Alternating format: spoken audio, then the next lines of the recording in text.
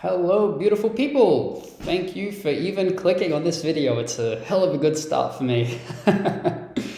In this video, I'm going to be it felt like a tackle, the Research Cultures course at UTS. This one gave me a lot of headaches, and I'm not blaming the teachers so much as the students. And well, excuse me in advance, but there will be some frustration vented. But it's certainly a wild ride depending on whose course or sub-course you end up in. So they start the course and you immediately have to fill your seat in either the magazine, exhibition, symposium, or book. I was given the symposium, and holy moly, it was ridiculous how much arguing that ensued. Maybe it was a good thing. I think I came out with a thicker skin. Guess what? You have to do this course anyway. Just make sure you maybe avoid some of these mistakes that my group made, and you'll be fine. Okay, mistake number 1 to avoid. Don't join the symposium group. Whew. Okay, here we go. I'll show you what we did. The way this course worked is you would start with a morning online lecture because of the restrictions given the circumstances of the time. And well, that was 2 hours, then 1 hour of a tutorial. I reckon it should have gone the other way around because almost every group always went over time by at least half an hour. So there was more to say in there, and the participation rate of the online lecture was poor. I attended every one, I listened. My only criticism there is I think the teacher was so well informed and knowledgeable, he almost forgot that we're all new to these ideas that were being explained and delved into. So it almost felt like we were outsiders listening to insider jokes. So that made it disengaging for many. So I think by the end of it, about 20 out of 80 people were attending this apparently mandatory lecture. But nothing could be done because it's not like they can tell 60 of the 80 students that you haven't made the cut. Or maybe they have, but it wasn't expressed that they would be doing that. It's just a bit unfortunate. Some of the classes were really insightful. Others I thought were bonkers and almost so altruistically utopian and naive, coming from someone who criticized those problems from students. And so I found it strange, but I think it was like just so you know, here's a radical idea, here's another idea that came from this part. So there was a lot of valuable insight into it, but a lot of students weren't bothered to even focus. It was a bit of a waste, but I did. Go me. It's week 1. We got an interesting teacher, very intelligent man, very insightful, but he did spread his own agenda very early on, and kind of people said, tread lightly, be careful, just do as he says. He will destroy you, then he'll also be very helpful. But the irony is I ended up in a group of students who were very hostile. And we had a few students who looked at this and said, well, maybe that's the problem. Maybe we should disembark on etiquette, concepts of etiquette in the architectural studio. And that's what our symposium was developed to become into. There were a lot of meetings in class, and I was almost like the note taker or the summarizer of notes. And this was for the first 5 weeks before assessment 1, where we presented a whole thing. I don't think I have... Oh, I have my version. I don't have the group's version. When Frank Gehry was asked, how do you answer those who accuse you of practicing showy architecture, he gave the guy the finger and then says, I cut the sentence down, but I found this hilarious. In this world we are living in, 98% of everything that is built and designed today is pure shit. There's no sense of design, no respect for humanity or anything else. They are damn buildings and that's it. I work with clients who respect the art of architecture. Therefore, please don't ask questions as stupid as that one.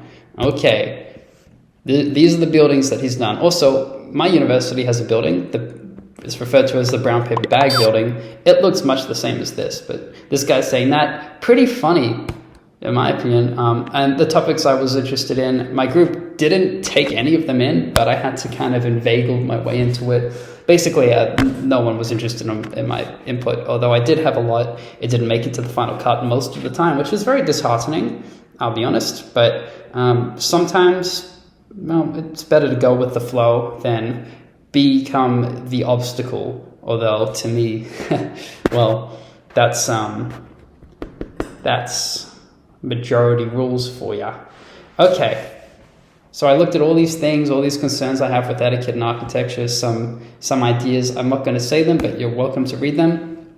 And it was very high thinking, in my opinion, compared to other courses. And I constantly stood back and asked myself, but what's this to do with architecture? And I'm not going to, by the end of this video, say this is a very relevant course. The whole time doing this one subject, I was questioning its relevance, because if I really wanted to understand these things more, I would have taken a social theory course or a political course, because that's what it became. It became a bashing of universities, or a bashing of Western culture, more to speak. A bashing of universities from the students' end, I should say, and then from the teachers' end, they were basically saying Western culture has added very little to the quality of life. And I was sitting there thinking, how could they say that? University is a Western concept. I mean, the value that we can express apparently what we want and be critical and thoughtful by our own measure is a very recent phenomena that is now being taken away. Anyway, whole other issue, but this course brought that into light one way or another.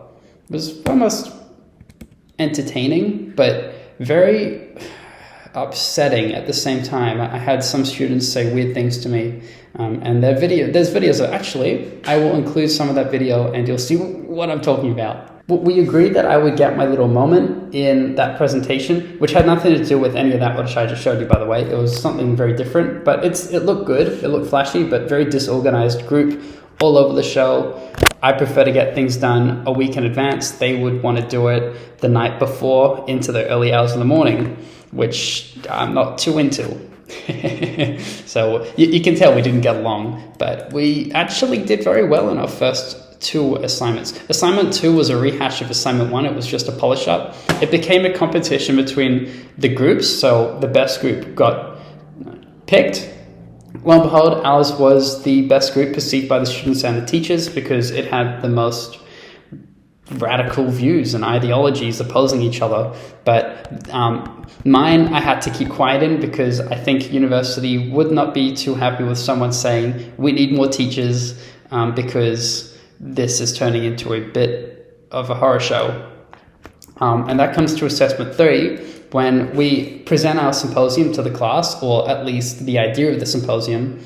We actually put it off pretty nicely. The idea was we would show the disorganization of the course and our group. It was basically putting the obvious social hierarchy of university into light, or saying, well, we don't need teachers because we know everything. And obviously, I think that's nonsense. And I was told it's dangerous to say that there are social hierarchies in university. I am an oppressor, basically. And I thought, well, what are you doing at university then, if that's how you feel? Apparently, I'm a lot of things. When we initiated this experiment, the feedback was kind of vague and unhelpful, and I was actually craving deeper insight. What are we paying to be here for without their expertise? I feel like there's a level of respect, though, between us as students. We obviously are not at a level. The tutors are tutors for a reason. They have a lot more experience, have a lot more knowledge than us. I think it's a really dangerous thing to say, like, oh, well, there's a hierarchy and there's a power structure, and, you know, we don't necessarily want to meet this strict outcome. We want to do something else. Like, listen to what she said a few times, and I'm pretty sure she's arguing the same thing I was, that this symposium experiment of student to student is degrading the teacher's role. We need more teachers. I think that's what she said. What do you guys think? I'm actually not sure. I'm very confused by that retort. This is for our symposium, which was supposed to be played at the very start, 60-minute video. I think I will upload this by itself because it's pretty awesome.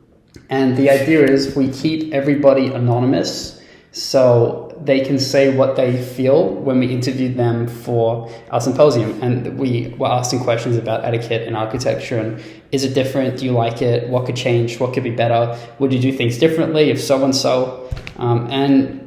Bits of it were nice, but at the very end, which I thoroughly enjoy, I edited all of this, by the way. So this was my large input to the class. Man, it was pretty fun, pretty interesting. But basically, there's utter disarray. One student breaks out in tears, and everyone's arguing and squabbling. And the tutor was very rational about it. He said, well, guys, this is demonstrating your very concept, so use it. He was completely right. Now, a lot of people gave my tutor a hard time outside the classroom. They would say, oh, he's so mean, he's so rude and arrogant, and he destroys you. And, well, he doesn't really. If you listen to this thing, he's a very rational dude, and it's very, I wouldn't say supportive. He's not going to tell you something's good if it's not. A lot of people in the classroom seem to hate being told, no, your idea could use some improvement.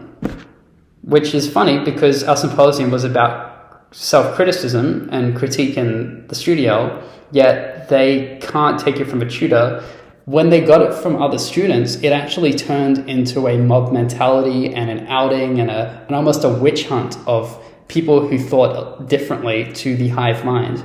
And this is the very thing I brought in my slides before, if you had a chance to read them. Sorry, I didn't say them, but basically I said mob mentalities are going to become evident in our symposium. The end of the course was pretty funny because it played out all the problems. When the teachers came in, we said, if you're partaking in this, you're not allowed to say anything. And if you say anything, you're going on a board, you're getting a strike, and there will be a punishment against you. Of course, we got a few streaks for people. By the end of it, there was no punishment. It was quite funny. So these tutors stayed silent the whole time. It was just up to the students to give feedback. I found it very shallow, naive, vague, unhelpful, uninsightful, because the teachers actually are trained, or you would hope are trained, to interpret and push the idea further, where students were kind of saying, oh, I like this, I like that, or I disagree with this. Oh, and that's not all. There's a whole lot of work which I am not showing here because it does show real people's names and criticisms and feedbacks, which were supposed to be anonymous but aren't. In conjunction with the symposium event, we also had an anonymous chat room on a big screen that anybody could jump into as it happened. So if somebody didn't want to say something verbally, they could express it anonymously, and that way we were able to get much more honest responses. And it was more mature than I expected it to be, and actually more insightful. But there was a massive difference or dissonance between what was said and what was written. People were scared to express themselves by the end of it. That hadn't changed at all. I think, especially when everyone who's speaking are, people who like to speak. Everyone who's spoken more than once. Yeah, but I think this is the reason for having the chat actually over there. I think that's probably what that was trying to do. Yes. I think it was a little. Yeah, every time there's like a discussion, there's always someone else with like an opposing opinion when it's been spoken to the table. So I'm for this anonymous page because it's either like, oh, you get offended, so you have to correct yourself, or you have to apologize to someone because you've like cut them off from conversation while this table's been here. So if that wasn't there, then I don't think anyone would be speaking at all right now. But it gets to a point where it descends into chaos as well. There were some students who were more passionate and involved. Even if I don't agree with their worldview, it still contributed to kind of a really memorable, whatever. It was interesting. Just to summarize, by the end of the symposium, it was up to the whole group to put our findings together. What did we get from it? What have we learned? What will be implemented into the future from it? And part of that was all of our own interpretations. We set ourselves 300 words. I must have done a little bit over that, where we talked about those very things. And I will read to you my probably heavy-handed opinion about the symposium, if you're interested to hear. If not, thank you very much for watching. Here comes the best part of the thing, in my opinion. What have I learned from the symposium? Our teachers are more valuable than ever before. The symposium appeared to me as Lord of the Flies meets university group work. Frantic and fanatic students bickered amongst themselves to prove my chaos hypothesis of what happens during our definition of post-etiquette. I felt an embarrassing irony by disregarding the very value our symposium initially sought to investigate. I am uncertain whether it was intentional or coincidental that we demonstrated disorganization while criticizing what we believed was lacking in core structure, hypocritically enacting the dysfunctional issues as one of our main dishes. I'm unconvinced most participants realized the heavy-handed self-critique that our etiquettes enforced. Some felt empowered, others felt completely silenced and oppressed. It reduced itself into an identity politics, propagandic town policing student union that showed minimal critical thinking and quasi-mob mentality as the silent majority suppressed themselves for fear of committing thought crime. Was this about architectural critique or victimhood narratives against doing real work? The conversations that proceeded afterwards were also fascinating and aroused themselves the following days in other classes. Ultimately, our concept was squandered by an impassionate student body focused on architecture and design, rather than petty virtue signaling of a few, which to me is a welcomed relief. Does this sound miserable, or does it sound interesting and engaging?